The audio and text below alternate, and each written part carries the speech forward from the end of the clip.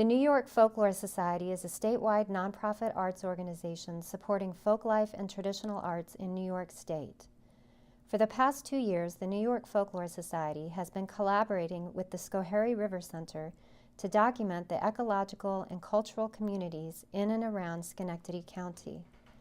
Structured as a jobs training program, where youth learned skills of video and audio documentation, interviewing, scientific methodologies, and community outreach, it's a practical way for kids to engage in their own communities. In the spring semester of 2013, the Folklore Society worked with a select few high school-aged youth in Schenectady to document their communities, focusing in particular on the downtown and State Street neighborhoods. Schenectady has a rich history and an ever-changing cultural landscape. Along the way, we discovered delicious food, lively cultural traditions, and most importantly, some wonderful and interesting people. Listen along as we make our first stop at Orchid's Restaurant.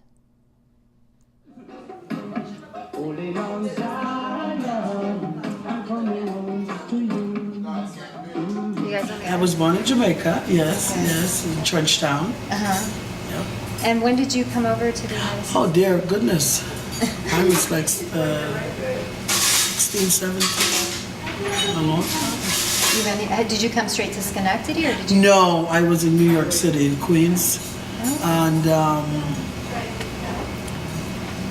want to cook all the time. Ever since I was in home economics, I was in Jamaica, and I was like, my mom used to cook for like Bob Marley, Peter Tosh, Bunny Whalers, and all of them. Wow. And they used to play music, and my mom would cook the food. And the music, my dad used to have a music system that he would play, you know, and the guitar and all that in the backyard and stuff. So I grew up with her cooking for a lot of us, a lot of people. And I used to always, you know, sit there and like, I wish I could do that. I should do it. I want to cook so bad, you know. It was just that thing inside of me that I want to cook. And I said, I'm going to open my own restaurant one day.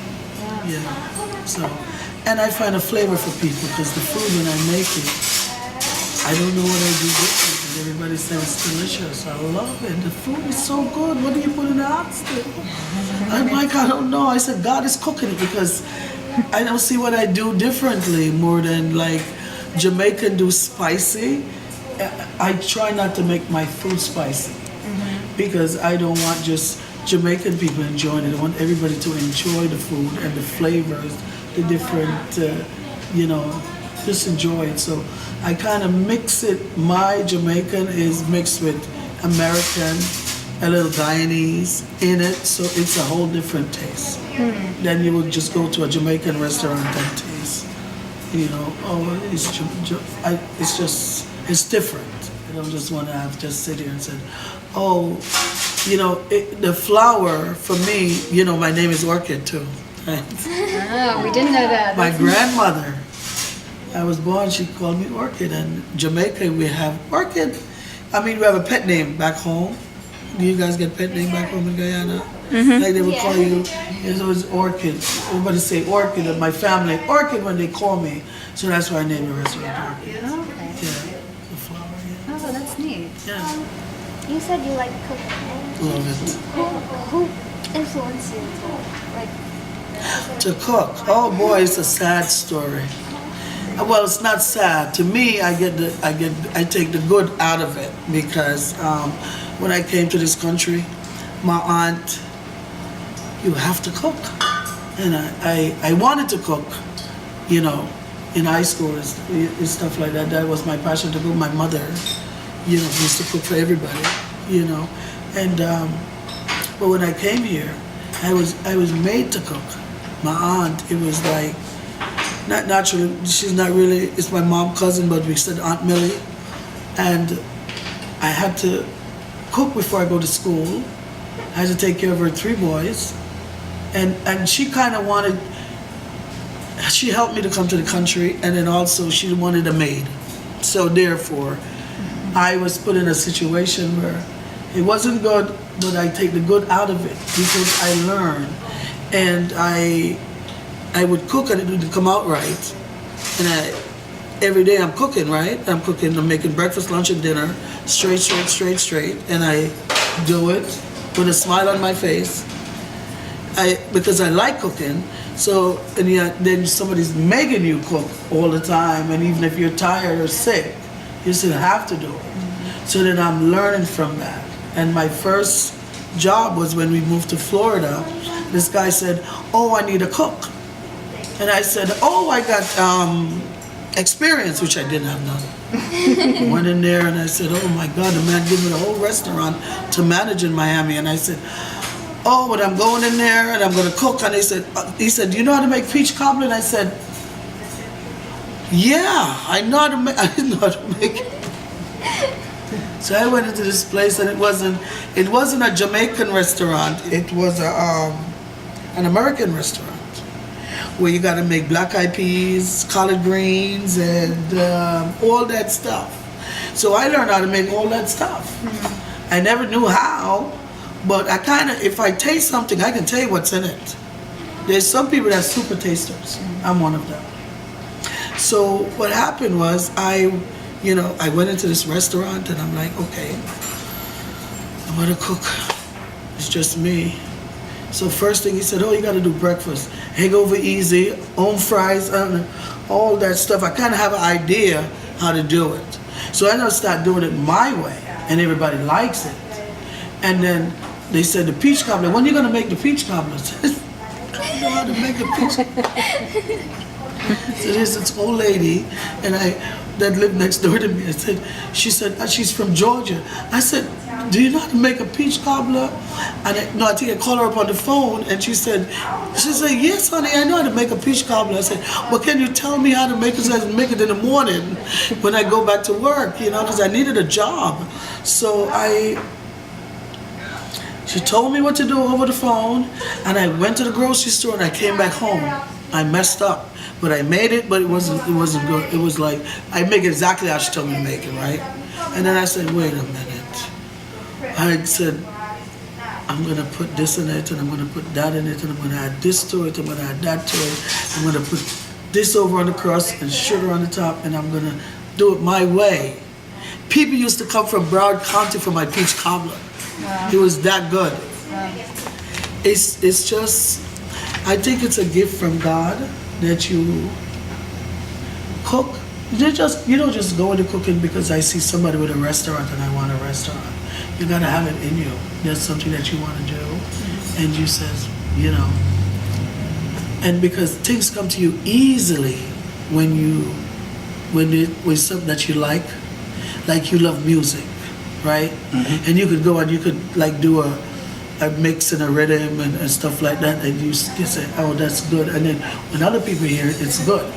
It's such like the food, and you make the food, and you said, and you taste it, and you said, and people like the food that you take because you find the flavor for people. A lot of people said, I can cook, but then they can cook and people enjoy it, but you gotta cook and make a whole lot of people like it. What I make is the Rasta plate, which I do make, but I haven't been making it so much because I haven't been here a lot anymore. And that's something that they like. And I do make a spicy lobster. That when I make that, it's a whole different thing with that lobster when I make it. It's like chopping up the lobster in the shell and everything. And that's my spicy dish secrets. And everybody likes it. Mm-hmm. It's actually really good, and that's mine. Mm-hmm. It's my lobster and my crab. The thing that I do with the crab. There's a fried crab that I do. That's mine, and there's a lot of stuff I do.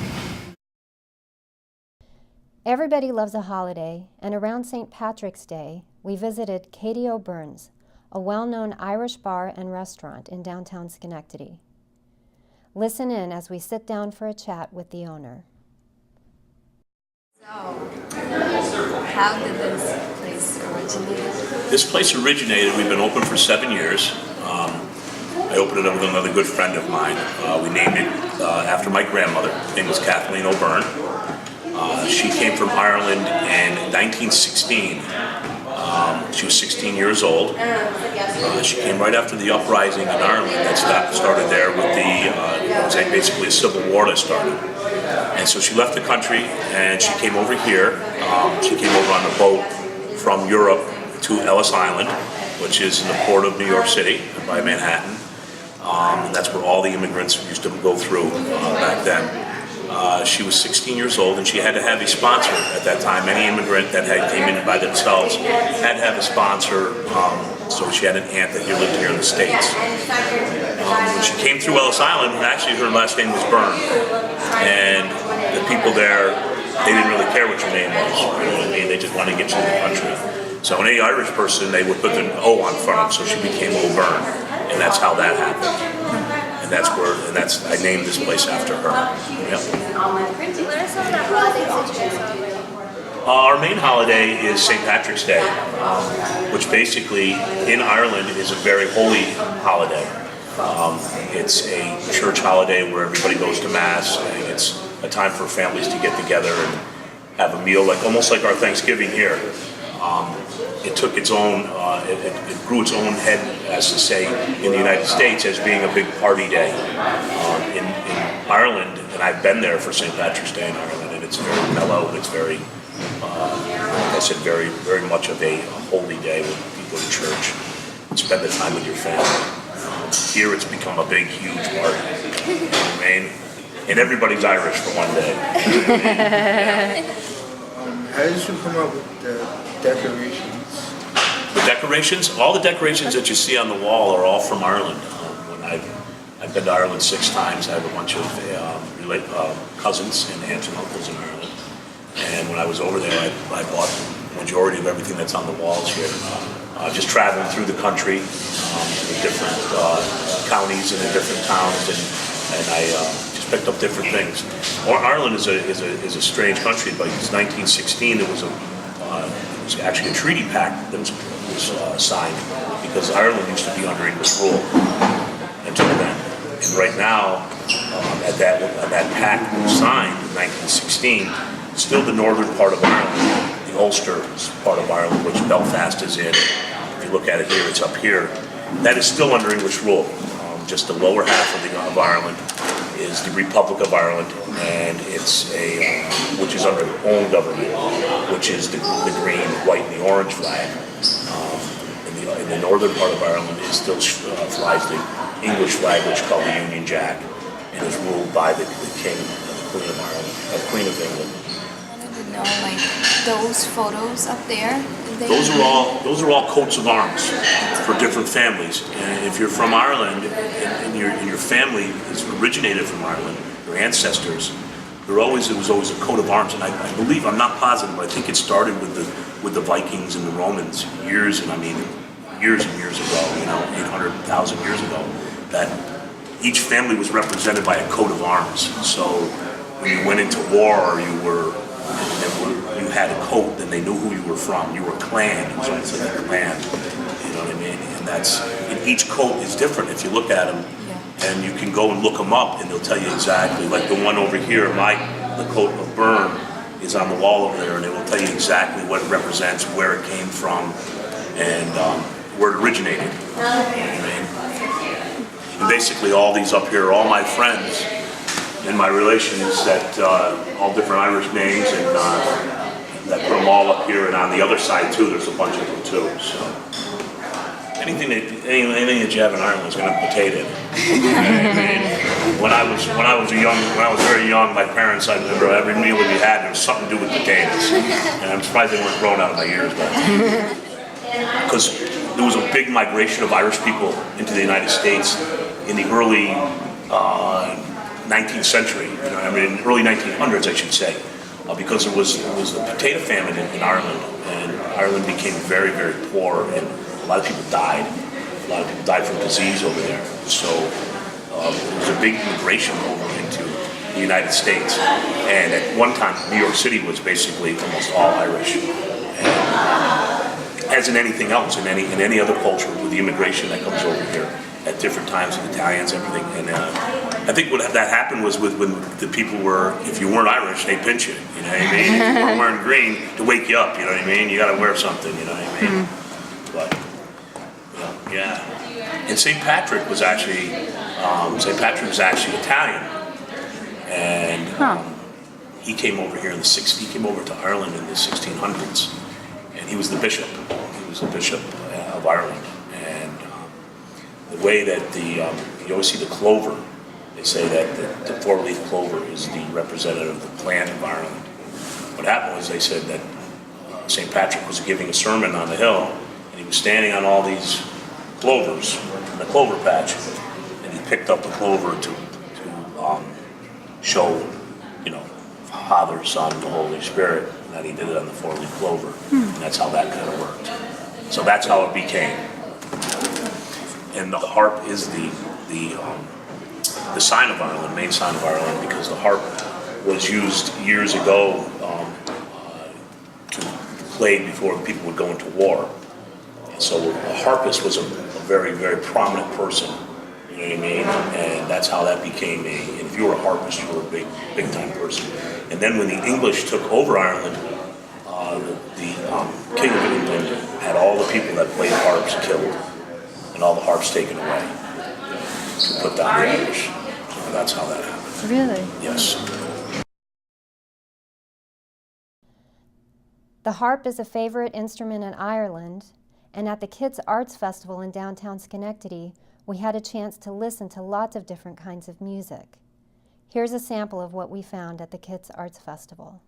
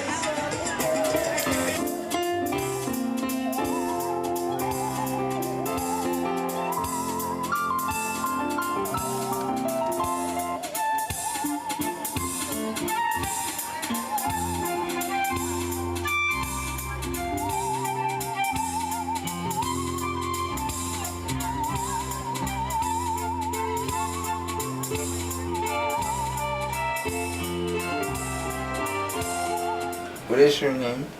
My name is Ryder, and here on my back is Hazel. She performs with me. How did you learn to play the musical saw? I learned in California, in San Francisco. I had a friend who played, who taught me how to do it. How does the saw become a musical instrument? The way the saw becomes a musical instrument is that you make an S curve in the metal. So there are probably different ways of doing it. The way I learned to do it is that you wedge the handle between your legs, and then you have your hand on the top, and you bend it like this, so it makes an S curve. And then you get the sound wave by bowing or hitting the metal in the middle of the S. So it takes a little while to get the feel of it, and you play the instrument by ear. You have to be able to kind of play by ear, because you can't, the notes are it's a very intuitive sort of thing. That's interesting. So, how did you get involved with the Kids Arts Festival? Well, my friend Richard Leverich, who works at Proctor's Theater, invited me to come to the Arts Festival. Great.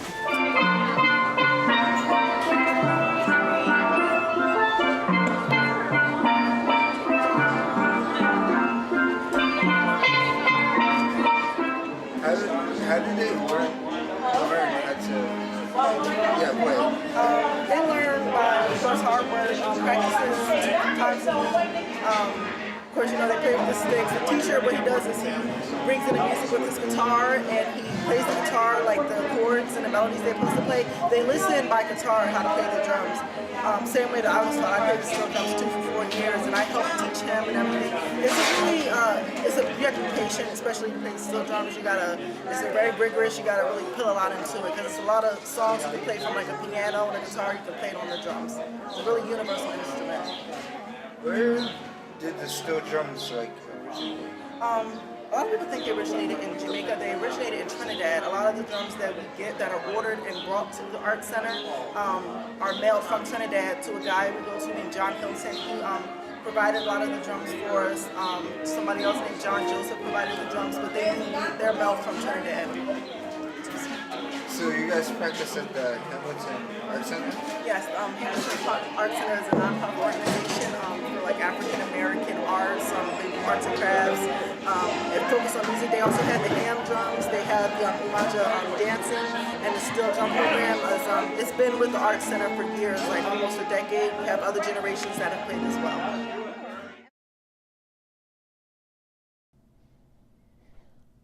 What a day at Kids Arts Fest. For a change of pace, we headed over to the Schenectady Museum for a butterfly exhibit, and we learned that even butterflies love food.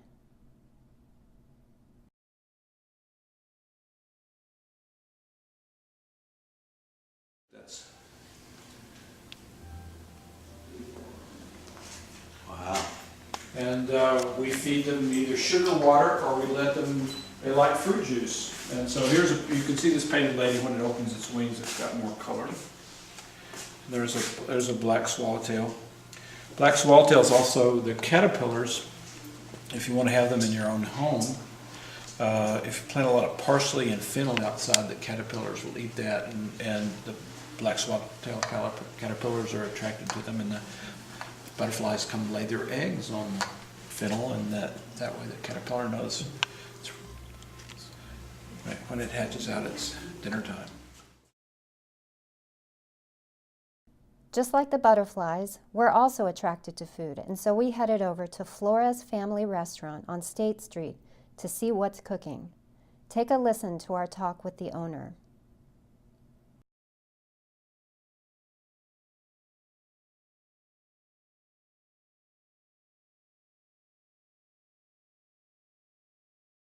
I say this place is good. It's connected good for Spanish restaurant. That's why we opened, just 6 years ago, we opened 6 years ago. And so far we do it, and I was very happy. We got a lot of pupusa. The number one pupusa. What is that? Pupusa is we make it with corn flour. And we put it pork and beans or cheese. We got 3 different types. Also, we got enchilada, Salvadorian enchilada, because we got Mexican enchilada, we got Salvadorian enchilada. And what's the difference? The difference is because we use the same tortilla, our tortilla is crispy tortilla. Mexican enchilada is different because the meat. They use different sauce. We use different sauce. Customers. We see how many customers we got for different countries. If we see a lot of Mexican, we put it Mexican. For Guatemala,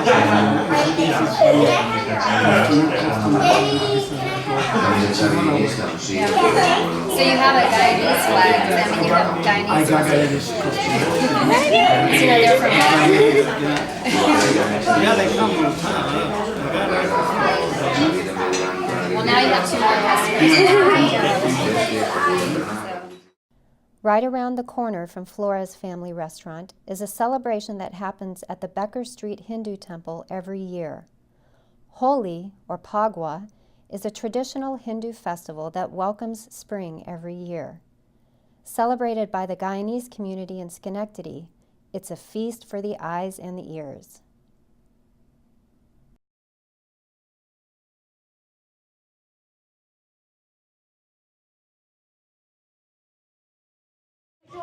500 parade.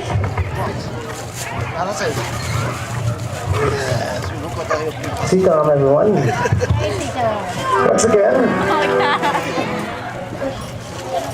let me wish you all a happy Holi as we are about to begin our program.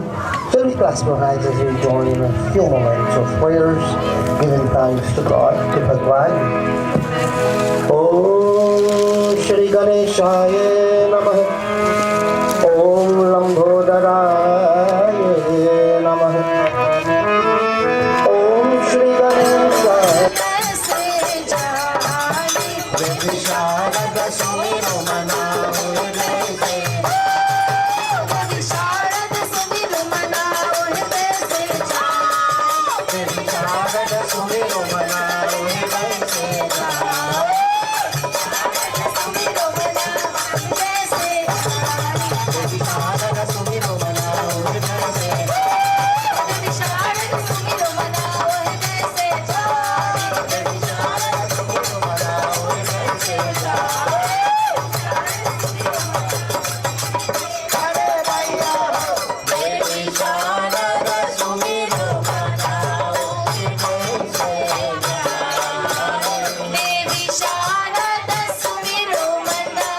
We meet many different talented artists through our work, many of them local to Schenectady. You might have seen Zorky Nelson or his son Felix walking through the streets of Schenectady, and you may not realize that Zorky is a master drummer from the Ga tradition in Ghana.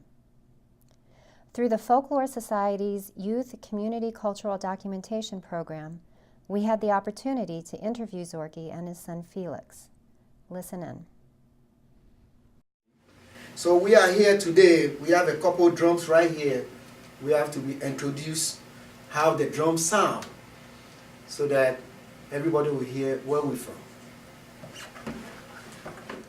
Oh, oh, sia, sia, sia, sia, oh, gali, sia, gali. Oh, sia, sia, sia, sia, oh, gali, sia, gali. Malaba, associate. We don't know what you go do from you. Trouble no good. Kalabashige, kayo blam blam blam blam blam blam blam blam blam.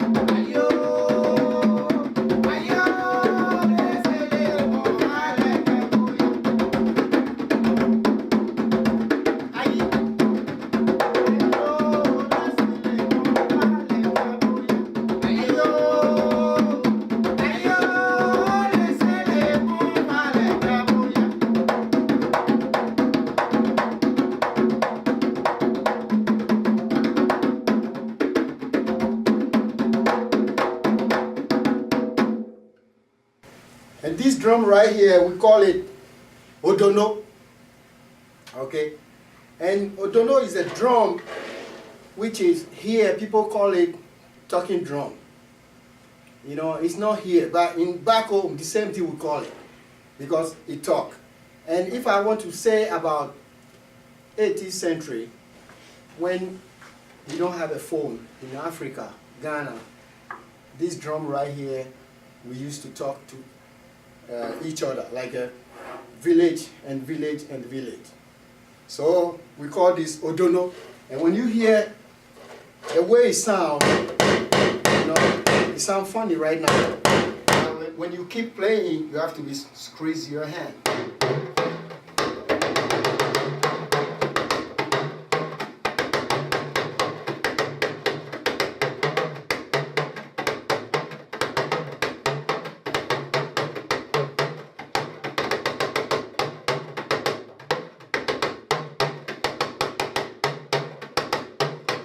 So sometimes, if like my tribe want to talk to a tribe, what happens is, they will take the drum and play something on the drum to send the message to another tribe. So the other tribe, they have the same thing to respond what I said from my drum. So this drum right here is very, very, very wonderful drum. So we call it odono, but you can call it talking drum.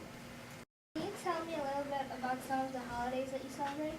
Yeah, in Africa, especially Ghana, we're from Ghana tribe. We're from Ghana tribe. We're from Jin A.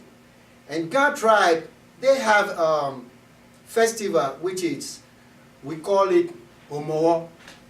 And the festival start June after July. So before we celebrate the festival, it's like they put something on the ground, that which, you know, a lot of stuff, I don't want to talk about it. But when they put the stuff on the ground to grow, like they put like, what do you call it, a corn. They put the corn like they grow in the corn. So they take them like 6 weeks. And 6 weeks, no drums, no whistle, no clapping. You can't do that for 6 weeks in that Accra. So before 6 weeks, they go and take the corn from the, you know, because the corn growing up, so they go and take the corn out. And then they brought it home. And then they have to start the festival. So the festival, we have the 7 tribes. So 7 tribes, all the tribes have their own style of festival they do. You know? And then the Ghana people, when they come to Ghana people, our festival, you can see all the kings, all the princes, they come out. And one day, they call the day is Thursday. And Thursday, we call it, my language, so. You know, and this Thursday, they have all these people. Everybody come together because no drumming, no whistle, no clap. So everybody come together. So the king, we have a drums, big drum. We call it obonu. And this drum, the king have to play that drum 3 times before they let everybody to go and play clapping, play drum, whistle, play music, and all that stuff. So our festival is like August. And when you go Ghana festival, I'm telling you, you love it. You love it because you have to see a lot of activities going on. A lot. So that's so beautiful.